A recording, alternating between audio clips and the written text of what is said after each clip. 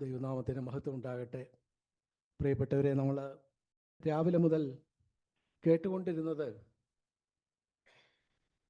കർത്താവിൻ്റെ രണ്ടാമത്തെ വരവിനായിട്ട് നമ്മൾ ഒരുങ്ങുന്നതിനെ കുറിച്ചാണല്ലോ. കർത്താവിൻ്റെ വരവ്, രണ്ടാം വരവ്, അത് കർത്താവായ യേശു ക്രിസ്തു ഈ ഭൂമിയിലായിരുന്ന കാലത്ത് തന്നെ അതിനെക്കുറിച്ച് പറഞ്ഞിട്ടുണ്ട്. പറഞ്ഞപ്പോൾ അവിടെ തൻ്റെ ശിഷ്യന്മാർ തൻ്റെ അടുക്കൽ വന്ന് അതിൻ്റെ ലക്ഷണം എന്താണ്, ലോകാവസാനത്തിൻ്റെ ലക്ഷണം എന്താണ് എന്നൊക്കെ കർത്താവിനോട് സ്വകാര്യമായി ചോദിച്ചതിനെക്കുറിച്ച് സുവിശേഷങ്ങളിൽ സത്യസന്ധതയോടെ രേഖപ്പെടുത്തിയിരിക്കുന്നത് നമുക്ക് വായിക്കാനായിട്ട് കഴിയും. മത്തായി എഴുതിയ സുവിശേഷം 24-ാമത്തെ അധ്യായത്തിൽ കർത്താവ് അവരുടെ ചോദ്യത്തിന് മറുപടിയായിട്ട് പറയുന്ന കാര്യം അതിൻ്റെ 6-7 വാക്യങ്ങളിൽ നമ്മളെ കാണുന്നു. എന്തായിരുന്നു അവരുടെ ചോദ്യം? അവരുടെ ചോദ്യം, കർത്താവെ, ഇതൊക്കെ സംഭവിക്കുന്നത് എപ്പോഴാണ് എന്നവരോട് അവർ വന്ന് കർത്താവിനോട് സ്വകാര്യമായിട്ട് ഒലിവുമലയിൽ ഇരിക്കുമ്പോൾ ശിഷ്യന്മാർ തനിച്ച് അവൻ്റെ അടുക്കൽ വന്ന് അതെപ്പോൾ സംഭവിക്കുമെന്നും നിന്റെ വരവിനും ലോകാവസാനത്തിനും അടയാളം എന്ത് എന്ന് പറഞ്ഞു തരണമെന്നും അപേക്ഷിച്ചു എന്ന് 24-ാമത്തെ വാക്യത്തിൽ നമ്മൾ കാണും. തുടർന്ന് കർത്താവ് അതിൻ്റെ 6-7 വാക്യങ്ങളിൽ ലോകാവസാനത്തിൻ്റെ അല്ലെങ്കിൽ കർത്താവിൻ്റെ രണ്ടാമത്തെ വരവിൻ്റെ പല ലക്ഷണങ്ങൾ വേഗത്തിൽ പറഞ്ഞു പോയിരിക്കുന്നത് നമുക്ക് കാണാൻ കഴിയും. 6-ാമത്തെ വാക്യം, 6-7 വാക്യങ്ങൾ വായിക്കുന്നു. മത്തായി 24:6-7 വാക്യങ്ങൾ. നിങ്ങൾ യുദ്ധങ്ങളെയും യുദ്ധശ്രുതികളെയും കുറിച്ച് കേൾക്കും. അപ്പോൾ ഈ കാലഘട്ടത്തിൻ്റെ അവസാനത്തിൻ്റെ ഒരു ലക്ഷണം എന്താണ്? യുദ്ധങ്ങൾ ഉണ്ടാകും എന്നാണ് അവിടെ പറയുന്നത്. അത് കഴിഞ്ഞ് അവിടെ നമ്മൾ കാണുന്നത്, നിങ്ങൾ യുദ്ധങ്ങളെക്കുറിച്ച് യുദ്ധശ്രുതികളെക്കുറിച്ച് കേൾക്കും, ജാതി ജാതിയോടും രാജ്യം രാജ്യത്തോടും എതിർക്കും, ക്ഷാമവും ഭൂകമ്പവും അവിടെ ഇവിടെയായി ഉണ്ടാകും, ഇതൊക്കെയും ഈറ്റുനോവിൻ്റെ ആരംഭമാണ് എന്ന് കർത്താവ് അവിടെ പറഞ്ഞിരിക്കുന്നു. ഞാനതിൻ്റെ 5 മുതൽ 8 വരെയുള്ള വാക്യങ്ങളാണ് ചുരുക്കത്തിലെ വായിച്ചത്. പ്രിയപ്പെട്ടവരെ, ഇവിടെ ഇതാ കർത്താവിൻ്റെ രണ്ടാം വരവിന് മുമ്പുള്ള ചില ലക്ഷണങ്ങൾ കർത്താവ് വേഗത്തിൽ പറഞ്ഞിരിക്കുന്നു. ഒന്ന് യുദ്ധങ്ങളാണ്. രണ്ടെന്താ? 2 പ്രകൃതി ക്ഷാമങ്ങൾ എന്ന് പറഞ്ഞിരിക്കുന്നു. മൂന്നാമത് നമ്മൾ കാണുന്നത് എന്താ? അതിൻ്റെ 7-ാമത്തെ വാക്യത്തിൽ ക്ഷാമം എന്നുള്ള കഴിഞ്ഞിട്ട് ഭൂകമ്പം, പ്രകൃതിക്ഷോഭങ്ങളെക്കുറിച്ച് പറയുന്നു. കണ്ടോ? അപ്പോൾ ഇവിടെ 1-2 വാക്യത്തിൽ തന്നെ കർത്താവ് യുദ്ധം ഉണ്ടാകും, ക്ഷാമം ഉണ്ടാകും, പ്രകൃതിക്ഷോഭം ഉണ്ടാകും എന്നെല്ലാം തൻ്റെ വരവിൻ്റെ അടയാളമായിട്ട് പറഞ്ഞിരിക്കുന്നു. നമ്മൾ പഴയ നിയമത്തിൽ നിന്ന് ദാനിയേലിൻ്റെ പുസ്തകം 12-ാം അധ്യായം അതിൻ്റെ 4-ാമത്തെ വാക്യം വായിക്കുമ്പോൾ അവിടെ അന്ത്യകാലത്തിൻ്റെ വേറെ 2 ലക്ഷണങ്ങൾ വളരെ വേഗത്തിൽ പറഞ്ഞിട്ടുണ്ട്.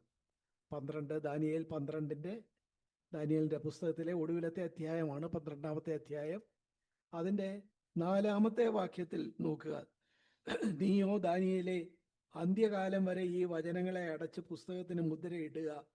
പലരും അതിനെ പരിശോധിക്കുകയും ജ്ഞാനം വർദ്ധിപ്പിക്കുകയും ചെയ്യും. അപ്പോൾ അന്ത്യകാലത്തിൻ്റെ ഒരു ലക്ഷണമായിട്ട് അവിടെ പറഞ്ഞിരിക്കുന്നത് ജ്ഞാനം വർദ്ധിക്കും. ഇന്ന് നോക്കുക, നമ്മുടെ ചുറ്റുപാടും ഒക്കെ എന്തെല്ലാം തരത്തിലാണ് നമ്മൾ നേരത്തെ കേട്ടിട്ടില്ലാത്ത തലയിൽ വലിയ ജ്ഞാനത്തിൻ്റെ, നമുക്ക് കേട്ടാൽ അത്ഭുതം തോന്നത്തക്ക നിലയിൽ ആർട്ടിഫിഷ്യൽ ഇൻ്റലിജൻസ്, ഇതിനെക്കുറിച്ചൊക്കെ നമ്മളിപ്പോൾ കേൾക്കുന്നുണ്ട്. ജ്ഞാനം വർദ്ധിക്കുന്നു. ഈ ജ്ഞാനം വർദ്ധിക്കുന്നത് എന്തിൻ്റെ ലക്ഷണമാണ്? കർത്താവിൻ്റെ രണ്ടാമത്തെ വരവ് അടുത്തു എന്നതിൻ്റെ ലക്ഷണമാണെന്നാണ് ദാനിയേൽ പറയുന്നത്.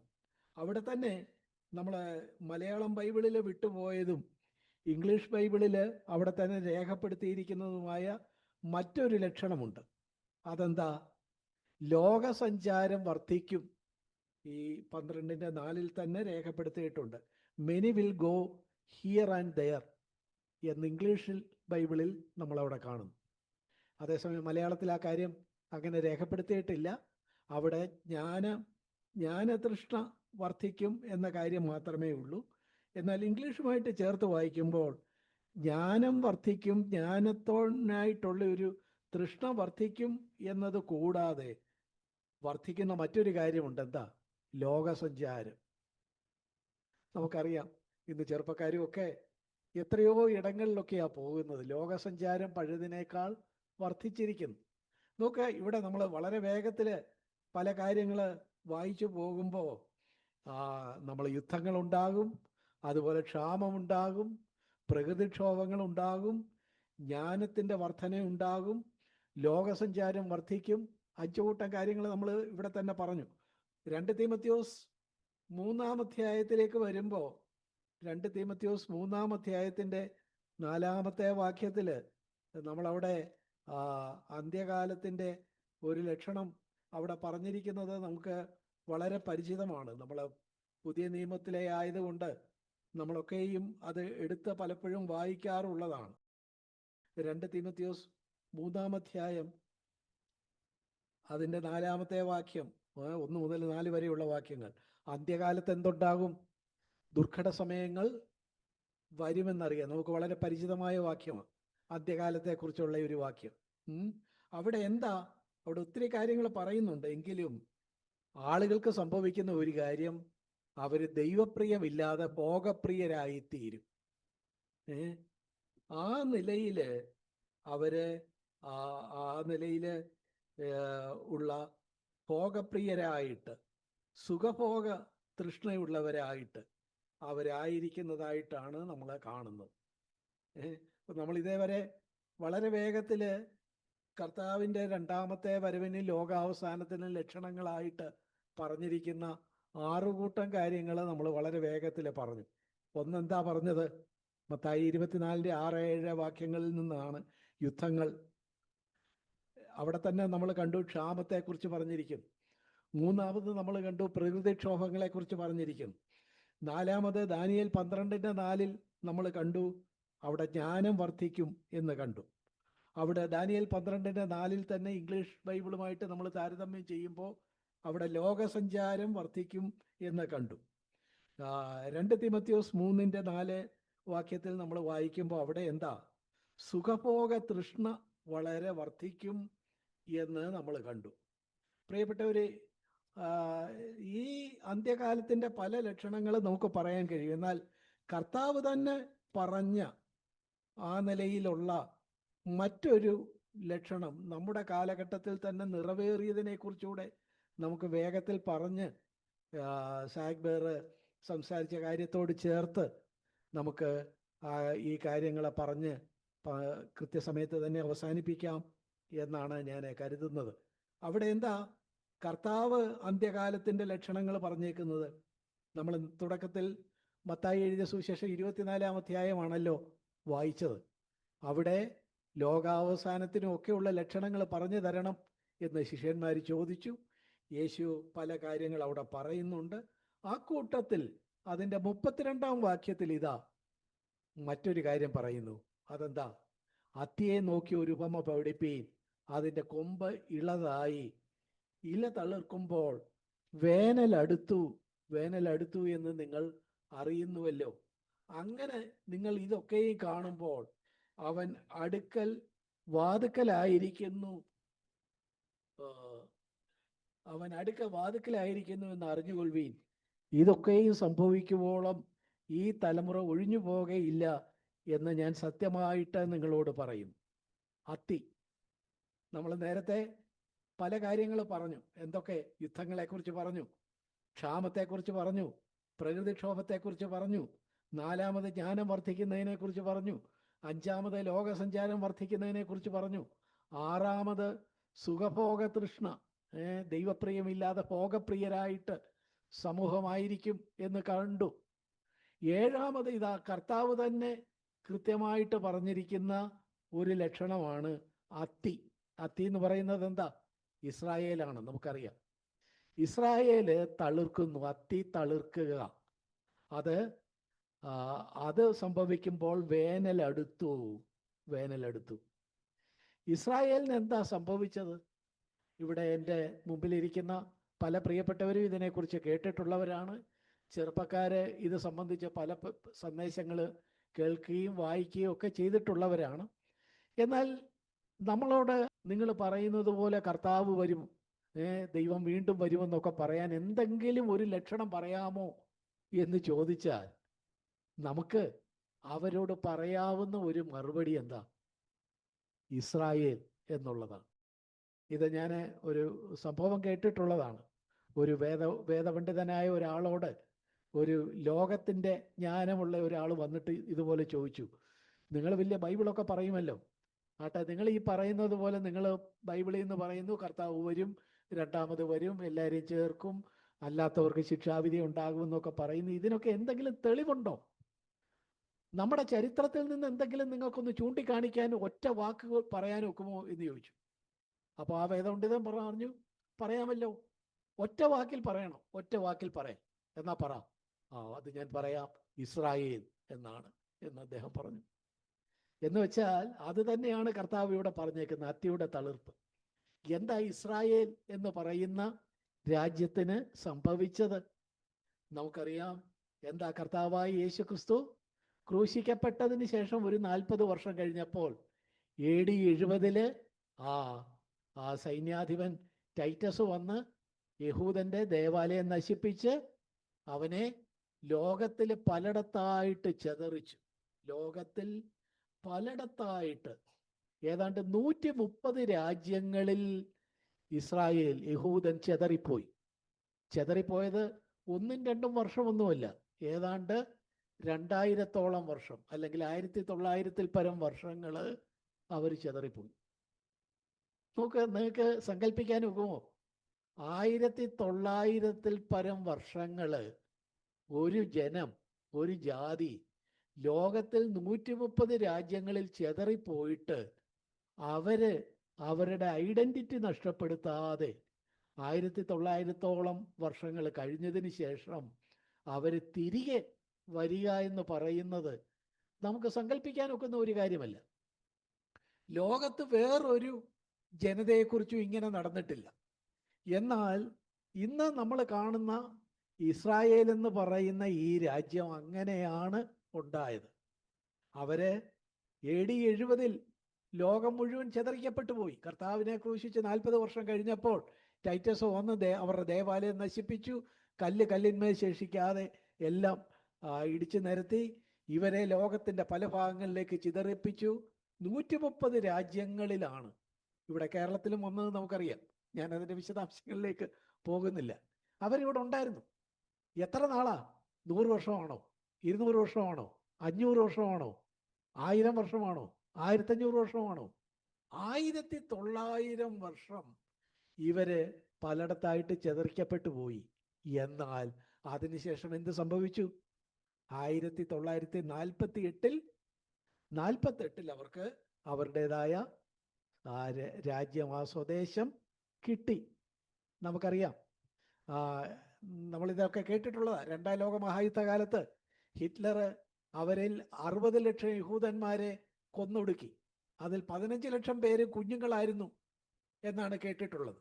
15 ലക്ഷം കുഞ്ഞുങ്ങൾ. ഒരൊറ്റ കുഞ്ഞിനെ കൊല്ലുന്നുവെന്ന് സങ്കല്പിച്ചു നോക്ക്. എന്നിട്ട് 15 ലക്ഷം കുഞ്ഞുങ്ങൾ, 60 ലക്ഷം ആളുകൾ, ഇത്രയും പേരെ ഹിറ്റ്ലർ കൊന്നപ്പോൾ ലോകത്തിൻ്റെ മനസാക്ഷി ഇസ്രായേലിന് അനുകൂലമായിട്ട് ഉണർന്നു. അവർ പറഞ്ഞു, നിങ്ങൾ ഇങ്ങനെ ചിതറിക്കിടക്കണ്ട, നിങ്ങൾ എവിടെയെങ്കിലും താമസിച്ചു. അപ്പോൾ അവർ പറഞ്ഞു, യഹൂദന്മാർ പറഞ്ഞു, ഞങ്ങൾക്ക് താമസിക്കാൻ ഒരിടമേ ഉള്ളൂ. അതേതാ? ഞങ്ങൾക്കായിട്ട് ഞങ്ങളുടെ അബ്രഹാം പിതാവിന് കൊടുത്ത ആ നാടുണ്ടല്ലോ, ആ പാലസ്തീൻ, അവിടെ ഞങ്ങൾക്ക് താമസിക്കാൻ ഒക്കുള്ളൂ.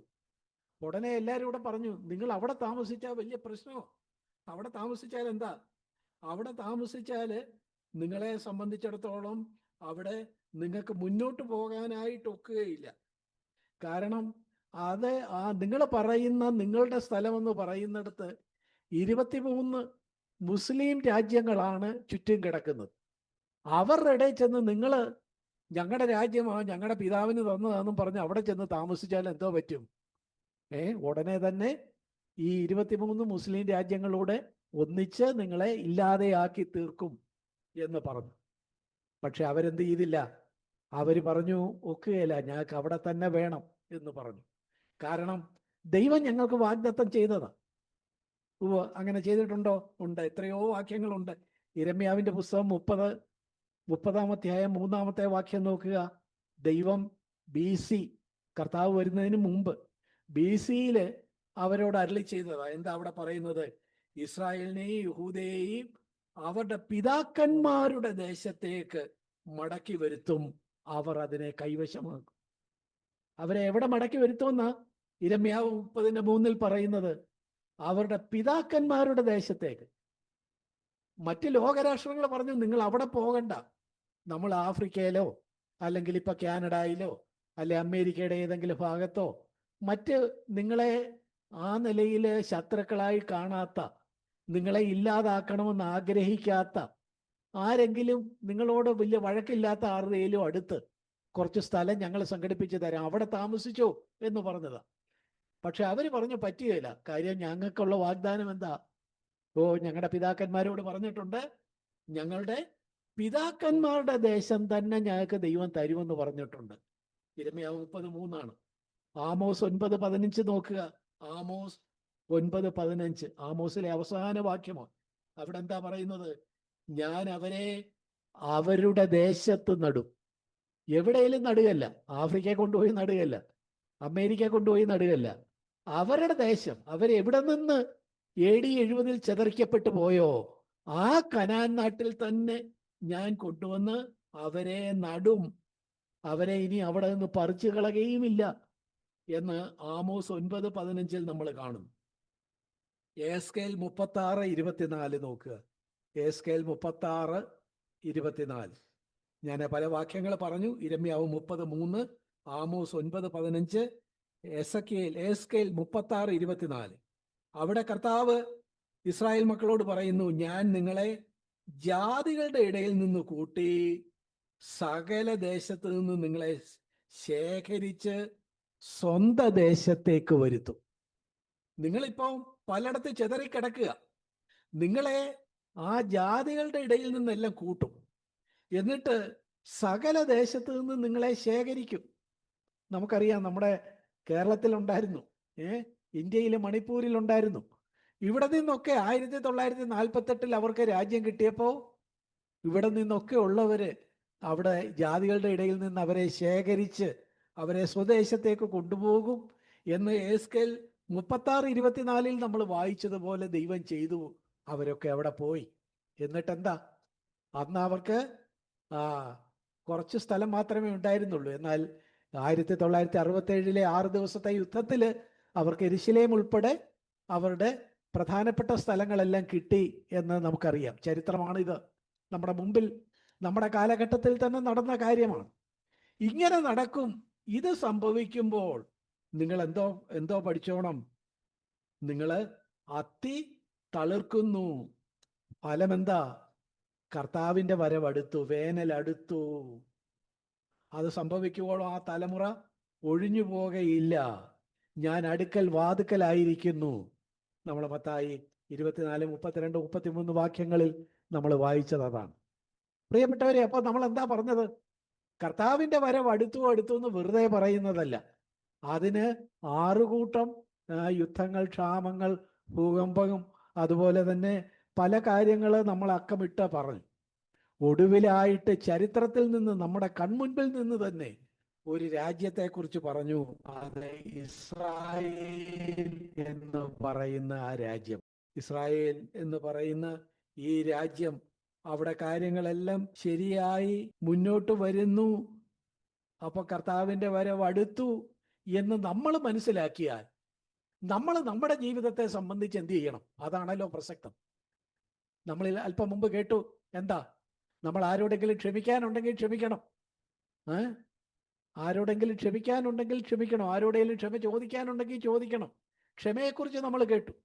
എന്ന് പറഞ്ഞതുപോലെ കർത്താവ് നമ്മുടെ ജീവിതത്തോടുള്ള ബന്ധത്തിൽ വേനലടുത്തു, കർത്താവിൻ്റെ വരവടുത്തു എന്ന് നമ്മൾ ഇതിൽ നിന്നൊക്കെ മനസ്സിലാക്കിയാൽ നമ്മളെന്തോ വേണം? ഏത് കാര്യത്തിൽ ശ്രദ്ധിക്കണം? പ്രിയപ്പെട്ടവരെ, നമ്മൾ കണ്ടോ, നമ്മൾ മത്തായി 24 വായിച്ചുകൊണ്ടിരുന്നത്. അത് അവസാനിച്ചിട്ട് അടുത്ത അധ്യായം, ഈ അധ്യായങ്ങളൊക്കെ പിന്നീട് തിരിച്ചതാണെന്ന് നിങ്ങൾക്കറിയാം. മത്തായി 25-ാം അധ്യായത്തിന്റെ തുടക്കത്തിൽ എന്താ പറയുന്നത്? 24 മുഴുവൻ കർത്താവിന്റെ രണ്ടാമത്തെ വരവിനെ കുറിച്ചും ന്യായവിധിയെക്കുറിച്ചും ഒക്കെ തന്നെ പറയുന്നത്. നിങ്ങൾ വീട്ടിൽ പോയിരുന്ന് വായിച്ചു നോക്കുക. അതിന്റെ തുടർച്ചയായിട്ട് 25-ാമത്തെ അധ്യായത്തിൽ പറയുന്നു. എന്തോ പറയുന്നു? കർത്താവ് ഒരു ഉപമ പറയുന്നു. നമുക്കെല്ലാവർക്കും പരിചിതമായ ഉപമയാണ്. എന്താ? 10 കന്യകമാര്, അവര് മണവാളനെ കാത്തിരിക്കുന്നു. അതിൽ 5 പേര് ബുദ്ധിയുള്ളവര്, 5 പേര് ബുദ്ധിയില്ലാത്തവർ. ബുദ്ധിയുള്ളവർ എന്തോ എടുത്തു? എണ്ണയുടെ ഒരു കരുതൽ ശേഖരം എടുത്തു. ബുദ്ധിയില്ലാത്തവര് എണ്ണ വേണ്ടത്ര കൈക്കൊണ്ടില്ല. ഫലം എന്താ? എണ്ണയുടെ ശേഖരമുള്ളവരെ, അതുപോലെ തന്നെ ബുദ്ധിയുള്ള കന്യകമാരെ മണവാളൻ വന്ന് ചേർത്തു. ആ എണ്ണ കുറവുള്ളവര് കൈവിടപ്പെട്ടു പോയി. ഇതാണ് കർത്താവ് മത്തായി 25-ന്റെ 1 മുതൽ 13 വരെയുള്ള വാക്യങ്ങളിൽ ആദ്യത്തെ പാരഗ്രാഫിൽ ഈ ഒരു ഉപമയോട് അതിനോട് ചേർത്ത് പറഞ്ഞിട്ടുണ്ട്. 24-ന്റെ തുടർച്ചയാണ് 25. ഞാൻ പറഞ്ഞു, പിന്നീടാണ് ഇത് അധ്യായങ്ങളായിട്ടൊക്കെ തിരിച്ചത്. പ്രിയപ്പെട്ടവരെ, അപ്പം നമ്മൾ ശ്രദ്ധിക്കേണ്ട ഒരു കാര്യം എന്താ? എണ്ണയുടെ കാര്യത്തിൽ നമ്മൾ ശ്രദ്ധിക്കണം. ഇസ്രായേലിന്റെ കാര്യമൊക്കെ കേട്ടു, കർത്താവിന്റെ വരവ് അടുത്തു. ശരി, അതുകൊണ്ട് ഞാൻ എന്തോ വേണം? ഞാൻ എണ്ണ സംഭരിക്കണം. എന്താ ഈ എണ്ണ? എണ്ണ എന്ന് പറയുമ്പോൾ മലയാളത്തിൽ മറ്റു പലയിടത്തും ഇല്ലാത്ത ഒരു രസകരമായ ഒരു കാര്യമുണ്ട്. എന്ന് വെച്ചാൽ എണ്ണയ്ക്ക് ഒരു നാനാർത്ഥം മലയാളത്തിലുള്ളത് എന്താണെന്നറിയാമോ? സ്നേഹമെന്ന്. സ്നേഹമെന്ന്. നമ്മള് ഈ അന്ത്യകാലഘട്ടത്തിൽ മണവാളനെ എതിരേൽപ്പാൻ 10 കന്യകമാര് പോവുക. മണവാളനും മണവാട്ടിയും തമ്മിലുള്ള ബന്ധം എന്തിൻ്റെ അടിസ്ഥാനത്തിലാ? സ്നേഹത്തിന്റെ അടിസ്ഥാനത്തിലാ. അപ്പോ ഈ സ്നേഹത്തിൽ, കർത്താവിനോടുള്ള നമ്മുടെ സ്നേഹത്തിൽ, അതുപോലെ തന്നെ കർത്താവ് പറഞ്ഞു, നിങ്ങൾ അന്യോന്യമുള്ള സ്നേഹം, ലംബമായ സ്നേഹം, തിരശ്ചീനമായ സ്നേഹം, ഈ 2 സ്നേഹത്തിലും നമ്മൾ വർദ്ധിച്ചു വരണം. ആ വർദ്ധിച്ചു വരവ് അത് നമ്മുടെ ജീവിതത്തിൽ ഉണ്ടാകണം. ഒരു വിവാഹത്തിന് മണവാളനെ എതിരേൽക്കാൻ മണവാട്ടി ചെല്ലുമ്പം മണവാളനും മണവാട്ടിയും തമ്മിലുള്ള ബന്ധം ഏറ്റവും ഏത് കാര്യത്തിലാ ഊഷ്മളമായിരിക്കുന്നത്? സ്നേഹത്തിന്റെ കാര്യത്തിലാ. നമ്മള് വെളിപ്പാട് പുസ്തകം 2-ാം അധ്യായം 4-ാമത്തെ വാക്യം എഫേസോസ് സഭയെക്കുറിച്ച് പറയുന്ന ആരോപണം എന്താ? നിങ്ങൾ ആദ്യ സ്നേഹം വിട്ടുകളഞ്ഞു. പ്രിയപ്പെട്ടവരെ, നമ്മള് കർത്താവിനോടുള്ള നമ്മുടെ സ്നേഹത്തെ എടുത്തു കളയാനാണ് പിശാച് എപ്പോഴും ശ്രമിക്കുക. നമ്മള് 2 കൊരിന്ത്യർ 11-ന്റെ 2-3 വാക്യങ്ങൾ നമുക്ക് പരിചിതമായ വാക്യങ്ങളാണ്. 2 കൊരിന്ത്യർ 11-ന്റെ 2-3 വാക്യങ്ങൾ. അവിടെ എന്താ? അവിടെ കർത്താവുമായിട്ടുള്ള നമ്മുടെ ബന്ധമാ പറയുന്നത്. കർത്താവുമായിട്ട് വിവാഹ നിശ്ചയം കഴിഞ്ഞു. വിവാഹത്തിനായിട്ട് കർത്താവ് വന്ന് ചേർക്കാനായിട്ട് ആ കന്യകമാരെ പോലെ നമ്മൾ കാത്തു നിൽക്കുമ്പം നമ്മളെ കൈവിടപ്പെടുത്താൻ, നമ്മളെ വിട്ടുകളയാൻ ആഗ്രഹിക്കുന്ന ഒരാളുണ്ട്. ആ ആളിന്റെ പേരെന്താ?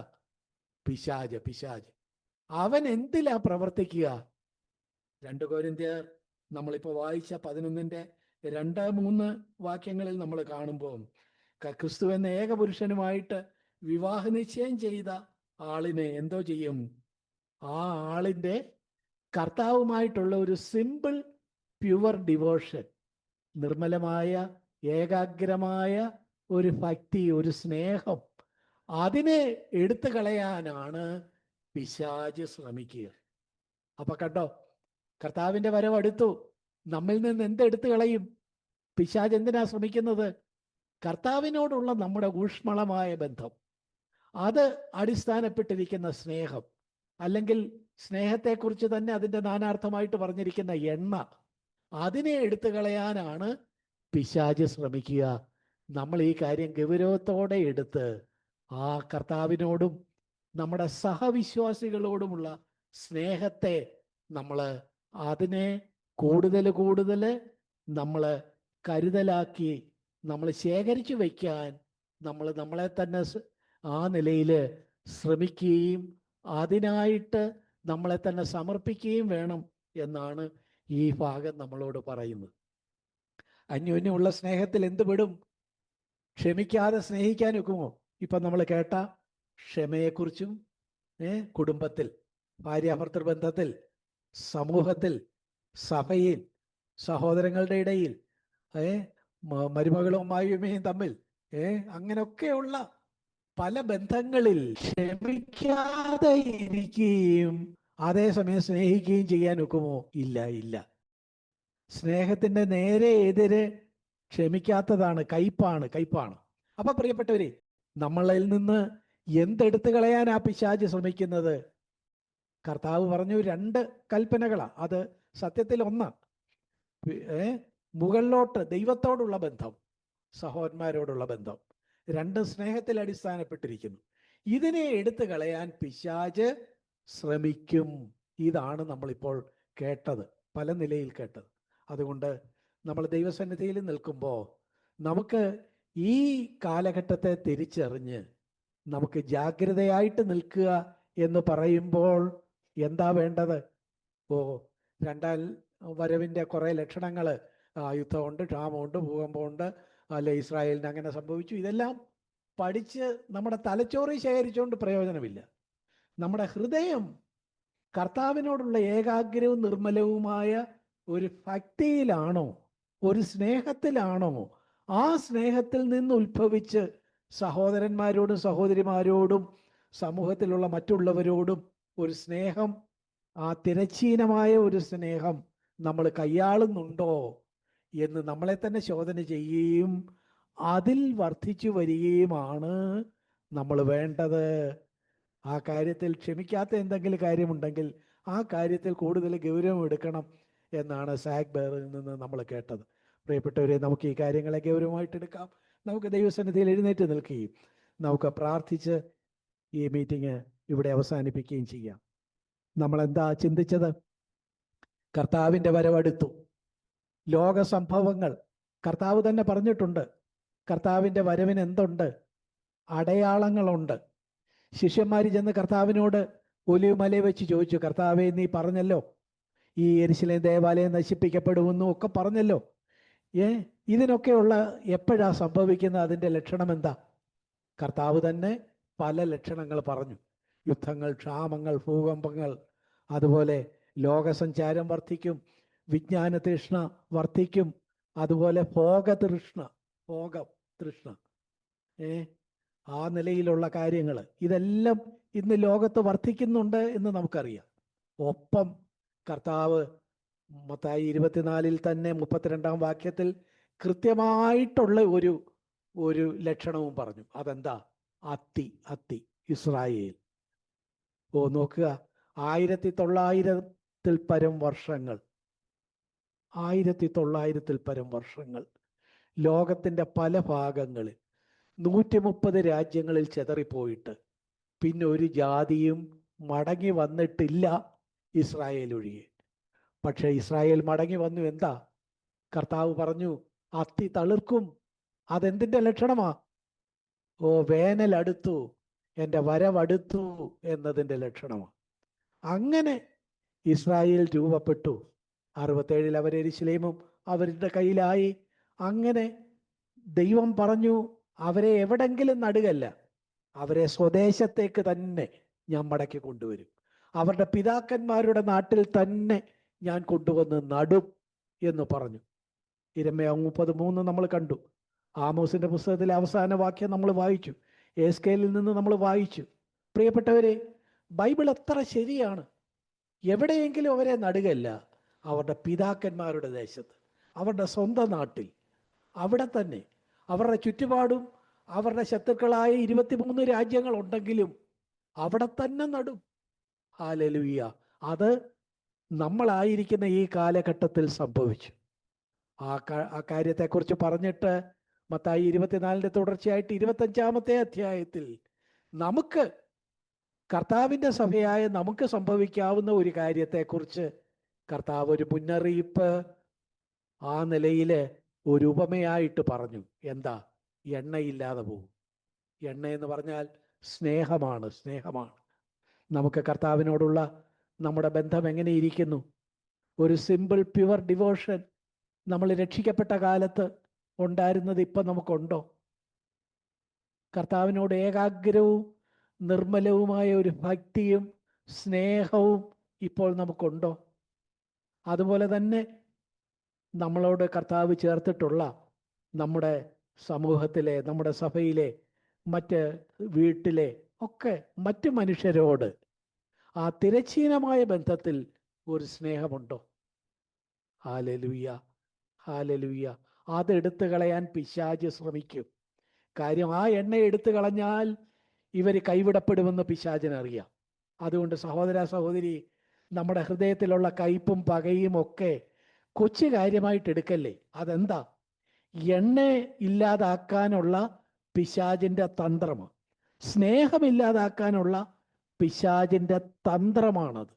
അതുകൊണ്ട് അതിനെതിരെ ജാഗ്രതയായിട്ട് നിൽക്കുക, സ്നേഹത്തിൽ തുടരുക, അതിൻ്റെ ഭാഗമായിട്ട് ക്ഷമിക്കേണ്ടത് ക്ഷമിക്കുക, കയ്പ് മാറ്റിക്കളയുക, പക വിട്ടുകളയുക, നല്ലൊരു മനസാക്ഷി സൂക്ഷിക്കുക. Hallelujah, hallelujah, hallelujah. നമുക്ക് പ്രാർത്ഥിക്കാം. ഞങ്ങളുടെ സ്വർഗീയ പിതാവേ, കർത്താവേ, ഞങ്ങളോട് കർത്താവേ, ഈ കോൺഫറൻസിൻ്റെ ആദ്യ സെഷനിൽ തന്നെ ഞങ്ങളോട് അവിടുന്ന് കർത്താവെ ഞങ്ങളുടെ ആവശ്യത്തിലേക്ക് വിരൽ ചൂണ്ടി ഞങ്ങളോട് സംസാരിച്ചതിനായിട്ട് സ്തോത്രം. കർത്താവെ, ഞങ്ങളെ ബുദ്ധിയില്ലാത്ത കന്യകമാരെ പോലെ കർത്താവെ കൈവിടപ്പെടുവാനിടയാകാതെ ബുദ്ധിയുള്ള കന്യകമാരെ പോലെ ആ സ്നേഹത്തിൻ്റെ ഒരു കരുതൽ ശേഖരം ഞങ്ങൾ ഈ ദിവസങ്ങളിൽ കർത്താവെ സംഗ്രഹിപ്പാൻ ഞങ്ങൾക്കെല്ലാവർക്കും അവിടുന്ന് കൃപ തരണമേ. അതാണല്ലോ കർത്താവിൻ്റെ രണ്ടാം വരവിന് വേണ്ടിയുള്ള ഞങ്ങൾക്ക് ചെയ്യാൻ കഴിയുന്ന ഒരുക്കം എന്ന് ഞങ്ങൾ ചിന്തിച്ചു. പരിശുദ്ധാത്മാവേ, അവിടുന്ന് ഞങ്ങളെ കൈവിടുകയില്ല. അതുകൊണ്ടാണ് ഈ കാര്യങ്ങൾ ഞങ്ങളെ കേൾപ്പിച്ചത്. ഈ കാര്യത്തെ ഗൗരവമായിട്ടെടുത്ത് കർത്താവെ ക്ഷമിക്കേണ്ടവരോട് ക്ഷമിക്കാൻ ഞങ്ങളെ അവിടുന്ന് സഹായിക്കണേ. പരിശുദ്ധാത്മാവേ, അതിനുള്ള ശക്തി ഞങ്ങൾക്ക് തരണേ. ഞങ്ങളുടെ സ്വന്തം ശക്തി കൊണ്ട്, സ്വന്തം കഴിവ് കൊണ്ട് ഇങ്ങനെ സ്നേഹത്തിൻ്റെ ഒരു ജീവിതം, ക്ഷമയുടെ ഒരു ജീവിതം, നല്ല ഒരു മനസാക്ഷി സൂക്ഷിക്കുന്ന ജീവിതം, കർത്താവുമായിട്ട് ഏകാഗ്രവും നിർമ്മലവുമായ ഒരു ഭക്തി നിലനിർത്തുന്ന ജീവിതം ഞങ്ങളെ കൊണ്ട് കഴിയുകയില്ല. കർത്താവേ, അവിടുത്തെ പരിശുദ്ധാത്മാവിന്റെ ആ ശക്തിയാണ് ഞങ്ങളെ നിറയ്ക്കണേ കർത്താവേ. ഹല്ലേലൂയ. അവിടുത്തെ വരവനായിട്ട് ഞങ്ങളെ ഒരുക്കണേ എന്ന് പ്രാർത്ഥിക്കുന്നു. ഞങ്ങളുടെ സഹോദരന്മാർക്കായിട്ട് സ്തോത്രം, സഹോദരിമാർക്കായിട്ട് സ്തോത്രം. ഞങ്ങളുടെ കുഞ്ഞുങ്ങളെ ഓർത്ത് പ്രാർത്ഥിക്കുന്നു. ഞങ്ങളുടെ ചെറുപ്പക്കാർക്ക് വേണ്ടി പ്രാർത്ഥിക്കുന്നു. കർത്താവേ, കോൺഫറൻസിൽ ആ നിലയിൽ ഞങ്ങളുടെ പ്രത്യേക ആവശ്യങ്ങളെ അവിടുന്ന് ചൂണ്ടി തുടർന്ന് ഞങ്ങളോട് സംസാരിക്കണേ എന്ന് പ്രാർത്ഥിക്കുന്നു. പ്രാർത്ഥന കേട്ടതിനായിട്ട് സ്തോത്രം. യേശുക്രിസ്തുവിന്റെ വിലയേറിയ നാമത്തിൽ തന്നെ. ആമേൻ.